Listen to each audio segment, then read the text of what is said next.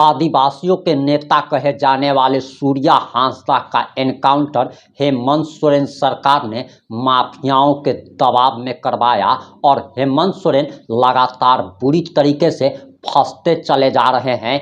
अब इस केस की जांच सीबीआई करने वाली है। वहीं हेमंत सोरेन सरकार को बर्खास्त भी किया जा सकता है और बताया जा रहा कि प्रधानमंत्री नरेंद्र मोदी ने 3 ऐसे खतरनाक कानून बना दिए हैं कि अब किसी भी मुख्यमंत्री को, किसी भी प्रधानमंत्री को, किसी भी मंत्री को बर्खास्त आसानी से किया जा सकता है। हेमंत सोरेन की कुर्सी खतरे में आ गई है और आखिर पूरा मामला क्या है, पूरा मामला इस 5 से 7 मिनट रिपोर्ट में हम आपको बताने जा रहे हैं। नमस्कार, मैं प्रिंस कुमार सिंह और आप देख रहे हैं पॉजिटिव प्रिंस। अगर अभी तक आपने चैनल को सब्सक्राइब नहीं किया है तो खबरों से अपडेट रहने के लिए कृपया चैनल को सब्सक्राइब कर लीजिए और जो लोग ऑलरेडी कर चुके हैं उन तमाम लोगों को सहृदय धन्यवाद। अब वापस आते हैं अपनी खबर पर और आपको बताते चले कि लोकसभा और राज्यसभा में एक बिल पेश किया जाता है और इस बिल में सबसे प्रमुख बात तो ये है कि अब कोई भी मुख्यमंत्री को, किसी भी मंत्री को जेल जाने के 30 दिन के अंदर बर्खास्त कर दिया जाएगा। वहीं इस केस की अब सीबीआई जांच की मांग जो की जा रही थी उसे भी केंद्र सरकार अब मंजूर करने जा रही है और झारखंड के पूर्व मुख्यमंत्री बाबूलाल मरांडी ने साफ तौर पर ऐलान कर दिया है कि हेमंत सोरेन की गद्दी जाने वाली है, क्योंकि हेमंत सोरेन सरकार ने सूर्या हांसदा का एनकाउंटर माफियाओं के दबाव में कराया है। और आप ये जान लीजिए कि भारतीय जनता पार्टी और टाइगर जयराम महतो की पार्टी जेल कैंप के दबाव में आकर केंद्र सरकार को सीबीआई जांच की मंजूरी देनी ही पड़ेगी। और सबसे पहले आप बाबूलाल मरांडी का ये बयान सुनिए। संज्ञान में विषय है, गोड्डा जिला के लालमटिया में वहाँ के रहने वाले थे सूर्या हांसदा जी,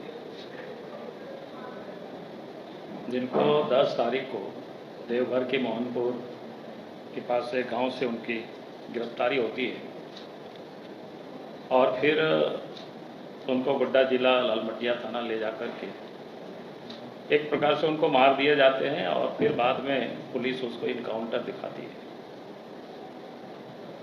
तो इस आशय की जानकारी जब पार्टी को मिला, अखबारों में छापा,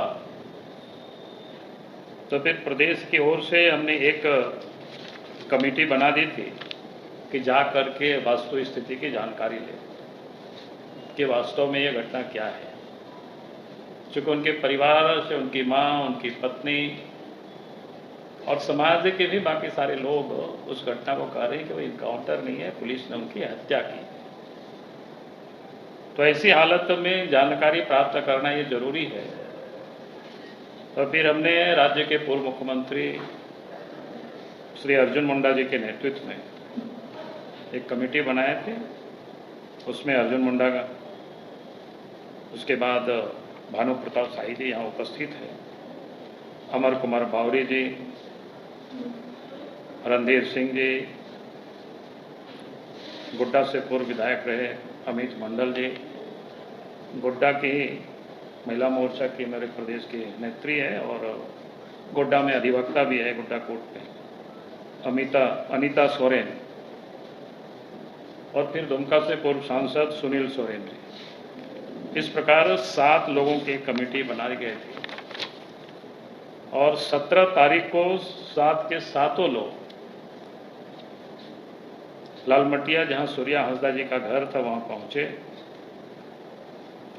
और फिर लोगों से लोग मिले, उनके परिवारों से भी लोग मिला और लोगों ने बात की। तो बातचीत में जो भी उन लोगों ने जानकारी दी है,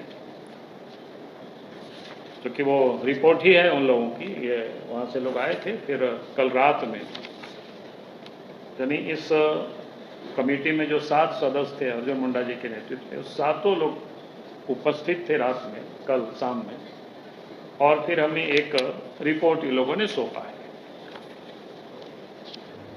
तो इसी को आप सबके समक्ष मैं कोई जिस्ट बताना चाहूँगा कि एक तो सूर्या हांसदा जी एक राजनीतिक और सामाजिक कार्यकर्ता रहे।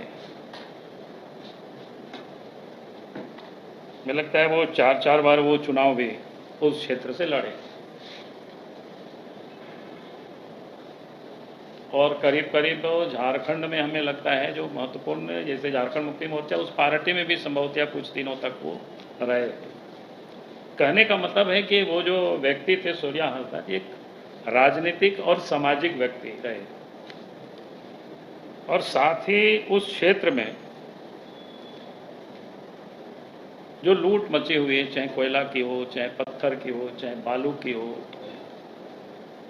या फिर आदिवासियों का जो प्रताड़ना होती है माफियाओं के द्वारा या पुलिस प्रशासन के द्वारा या सरकारी पदाधिकारियों के द्वारा, भ्रष्ट पदाधिकारियों के द्वारा, उसका वो मुखर होकर के विरोध करते थे, उसका वो संघर्ष करते थे। यानी ये जो भ्रष्ट अफसर है, माफिया है, उन लोगों के लिए वो एक कांटे बन चुके थे और उनको समाप्त करने की एक प्रकार से साजिश रची जा रही थी। और उस साजिश का एक वाकया मैं कहूँगा कि 11 जून 2025 को सोशल मीडिया में भी काफ़ी वायरल हुआ है वो न्यूज। झारखंड मुक्ति मोर्चा के जेएमएम के एक प्रवक्ता और मुख्यमंत्री के खासम खास, संभवतः शायद उनके विधायक प्रतिनिधि भी है, अवैध खनन या कई एक मामले में जेल भी वो जा चुके हैं और एक राजनीतिक सभा में वो 11 जून को कहते हैं जो सरकार की बात जो नहीं सुनेगा पुलिस उनको गोली से उनको मार देगी। और 11 जून को भाषण देते हैं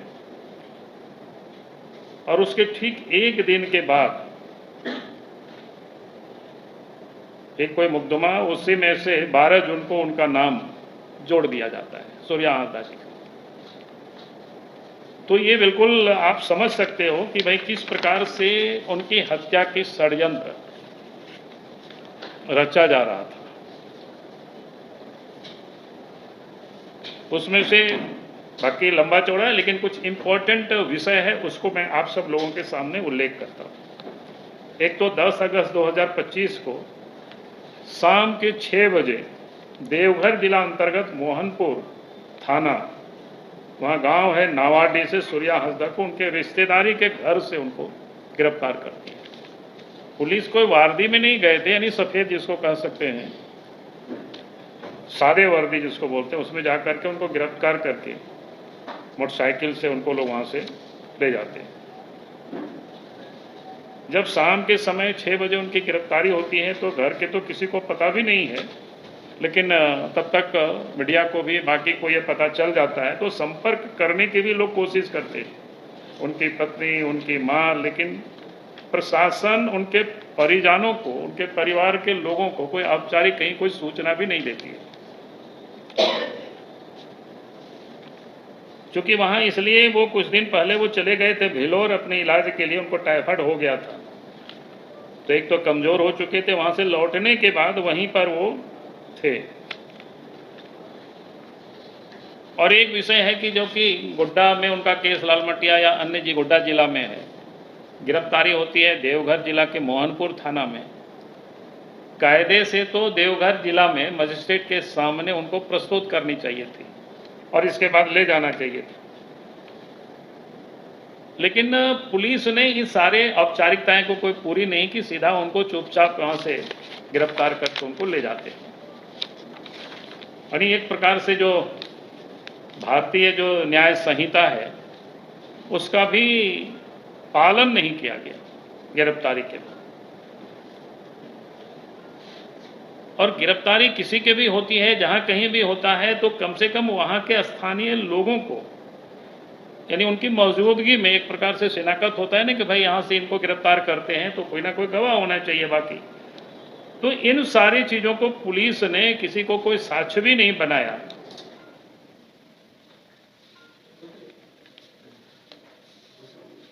चल जाएगा कि तो उन्होंने इन सारे जो नॉर्म्स होते हैं इसको कुछ भी उन्होंने कोई पालन नहीं किया। तो इसी से ये समझ में आता है 11 जून का जो भाषण है, 10 को उनकी गिरफ्तारी जिस प्रकार से जो पुलिस बता रही है, लेकिन उसमें से जो एक प्रोटोकॉल होता है या नियम होता है दंड संहिता की, न्याय संहिता की, लेकिन उन सारी चीज़ों को भी कोई पालन नहीं होता है। इसे साफ लगता है कि भाई उनकी सुनियोजित तरीके से सूर्या हांसदा जी की हत्या की गई है। उनके परिजन लगातार कोशिश कर रहे हैं, जब उनको पता चला कि उनकी ऐसी गिरफ्तारी हुई है, कहीं ना कहीं जहां से उठाएगा तो लोग बताएंगे ही, ऐसे ऐसे उनको लोग लेके, लेकिन पुलिस को भी कहीं कोई नहीं बताते, तो पुलिस भी नहीं बताते उनके परिवारों को।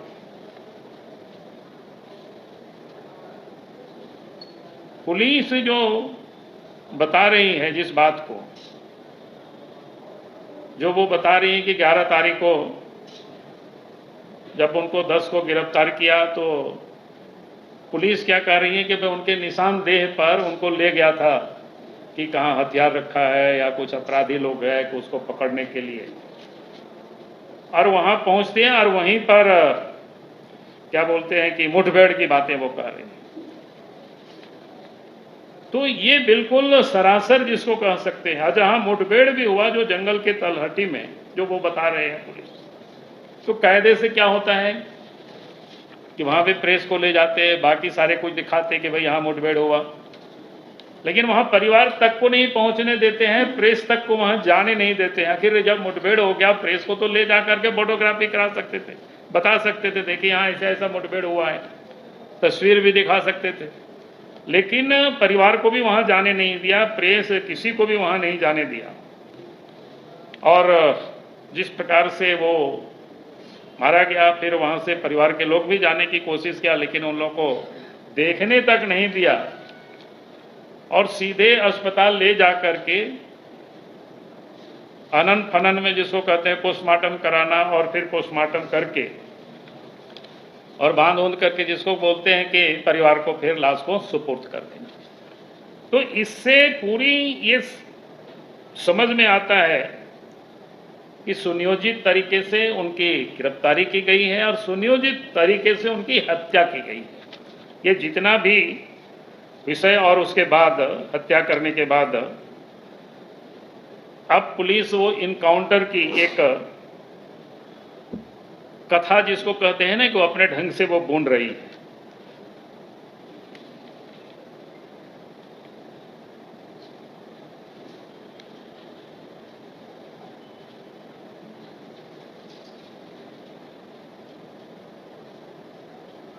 अनेक पोस्टमार्टम के बाद ही सुपुर्द किए तो बताइए आप सबको। और जब किसी को भी ले जाता है गिरफ्तार करके तो हाथ उत बांधा हुआ रहता है, तो फिर उसमें कैसे गोली चलाएगा, कैसे वो दौड़ेगा, ये सारी चीजें बिल्कुल मनगढ़ंत जिसको कह सकते हैं।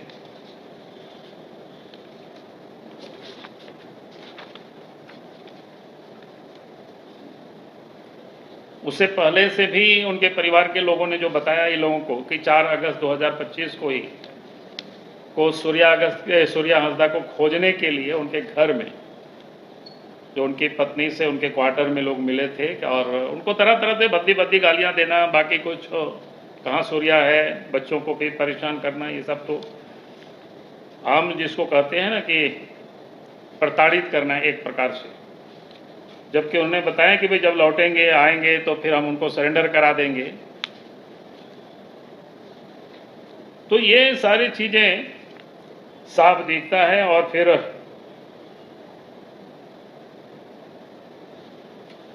जो उनके बारे में आज कई एक लोग जिस बात की लोग चर्चा करते हैं कि भाई सूर्या एक अपराधी था, तो सूर्या हांसदा को कोई भी न्यायालय ने अपराधी अभी तक घोषित नहीं किया है। उनके ऊपर जो 24 मुकदमे थे उसमें से 14 मुकदमे से कोर्ट ने उनको बाइज्जत बारी कर दिया। 5 बार वो जमानत पर थे और शेष जो 5 मुकदमा है उसका भी प्रक्रियाधीन जिसको कहते हैं कि वो चल रहा था और उनके ऊपर कोई किसी प्रकार का वारंट भी नहीं था, वो फरार भी नहीं थे। समाज की जितनी भी एक्टिविटी होती थी कामों की वो क्षेत्र में लगे हुए थे, काम कर रहे थे। एक होता कि वो फरार थे, वारंटी थे, इसलिए पुलिस उनको बड़ा ढूंढ रहे थे, ऐसी कोई बात भी नहीं थी। जितना राजनीतिक सामाजिक की सारे एक्टिविटी वो दर्ज था, जिसमें से कंपनी की गाड़ी जलाना, गोलाबारी और आपराधिक धाराएं जो लगाया है जिस केस में, उस दिन सूर्या हांसदा अपने घर में उनके बेटे का बर्थडे था, जन्मदिन था, उसको वो मना रहे थे, घर में थे। जिस कांड में पुलिस जो केस दर्ज किया था उसमें भी गाड़ी जिनका जला है उन लोगों ने कोई केस मुकदमा इनके ऊपर नहीं किया है। यानी कहने का मतलब है किसी का गाड़ी जला होगा तो ड्राइवर रहे होंगे, खलासी रहे होंगे और भी लोग सवार होंगे, तो पुलिस ने किया। और पुलिस भी जब वो व्यक्ति वहां पर थे नहीं, यानी जान करके उसके नाम को डालना, ताकि एक बता रहे थे कि उनको शुरू से ही एक विषय बना हुआ था कि भाई उनको सुनियोजित तरीके से कैसे उनको गिरफ्तार करके उनको मारा जाए, और फिर उनको नामजद अभियुक्त उनका नाम को जोड़ा गया उसमें से। तो इस प्रकार से लगता है कि राजनीतिक दबाव और माफियाओं का दबाव और पुलिस की यह मिली भगत से उनकी हत्या कर दी गई। क्योंकि जो व्यक्ति उस क्षेत्र में घुसपैठियों के विरोध में भी लड़ाई लड़ती थी, अवैध उत्खनन के विरोध में भी लड़ाई लड़ती थी, आदिवासी बहु बेटियों के साथ जो दुष्कर्म होते थे, हत्याएं होते थे, उसके विरोध में भी वो आवाज उठाते थे, लड़ाई लड़ते थे। यानी जितनी भी उस क्षेत्र में साहेबगंज, मिर्जा चौकी से लेकर के गोड्डा तक जितने भी इलीगल जो काम होते थे वो सारे कामों की वो विरोध करते थे। इस कारण से उनकी वहां पर विरोध होता था। ये क्या कहते हैं, उन लोगों की आंखों की क्या बोलते हैं, कांटा बन गए थे। और सूर्या हांसदा एक सोशल भी थे, आज भी कोई जाकर के देख सकते हैं। एक प्राइवेट अपने प्रयास से, समाज के प्रयास से एक ट्रस्ट चांद भैरव और राजा राज आवासीय विद्यालय की स्थापना की है, जहाँ पर आज भी अगर आप सब लोग कोई गए होंगे या मीडिया में भी देखे होंगे, हम भी जिस दिन गए थे तो हमने देखा कि वहाँ 300-400 बच्चे बच्चियाँ छोटे छोटे, जिन लोगों को वहाँ फ्री ऑफ कॉस्ट भोजन, रहना, पढ़ना इसकी व्यवस्था करते थे, वो सारे बच्चे, यानी कहने का अर्थ है कि वो निःशुल्क वहाँ विद्यालय की स्थापना करते जो लोगों को इतना पढ़ा रहे थे। यानी किस प्रकार से सामाजिक कामों में व्यक्ति लगे हुए थे। आज उनकी गोड्डा पुलिस ने राजनीतिक दबाव या उन सारे लोगों को मिल करके उनकी हत्या कर दी गई। आज स्थिति यह है कि उनके परिवार भी आज डरे सामने है, यहाँ तक कि उनके वकील जो कोर्ट केस लड़ रहे हैं वो भी डरे हुए हैं। आज जरूरत है कि उन लोगों को भी सुरक्षा उपलब्ध कराने की, और साथ ही हम कहेंगे कि बिना विलंब किए राज्य सरकार को सीबीआई को जांच के लिए रेफर कर देना चाहिए, क्योंकि राज्य के पुलिस कभी भी न्याय नहीं दे सकती है। क्योंकि जहां पर इतनी दबाव में पुलिस और वही लोग जब इन्वॉल्व है तो उनके परिवार के लोगों को राज्य की पुलिस पर, कोई सरकार पर कोई भरोसा नहीं है। इसलिए हम भी जब गए थे उनके परिवारों से मिले, और इन लोगों ने जो रिपोर्ट दिया है कि सबों का ये कहना है कि भाई पूरे मामले की सरकार सीबीआई से जांच करावे, ताकि दूध का दूध, पानी का पानी हो जाए। ये कुल मिलाकर के ये विषय है मोटा मोटी, जिसको मैंने कहा कि आप सबके सामने मैंने विषय को रखा। ये पूरी रिपोर्ट हम चाहेंगे।